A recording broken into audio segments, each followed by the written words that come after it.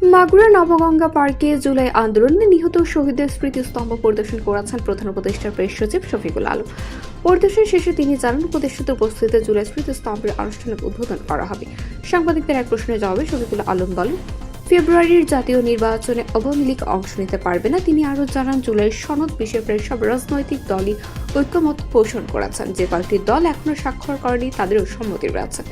জাতীয় ঐক্যমত্য কমিটির সিদ্ধান্ত অনুযায়ী গণভোট জাতীয় নির্বাচনের আগে বা পরে অনুষ্ঠিত হতে পারে, তবে এ বিষয়ে সরকার এখনো চূড়ান্ত সিদ্ধান্ত নেয়নি। তিনি আরো বলেন, জাতির ইতিহাসের সবচেয়ে সুন্দর নির্বাচন অনুষ্ঠিত হবে ফেব্রুয়ারিতে।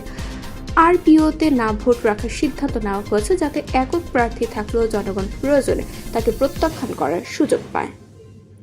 এটা নিয়ে ইলেকশন কমিশন বারবার বলেছে আওয়ামী লীগ ইলেকশন করতে পারবে না। কোনো চাপ আছে নাকি সরকারের উপরে? কোনো ধরনের কোনো চাপ নাই, এতে দেশি বিদেশি কোনো ধরনের কোনো চাপ নাই।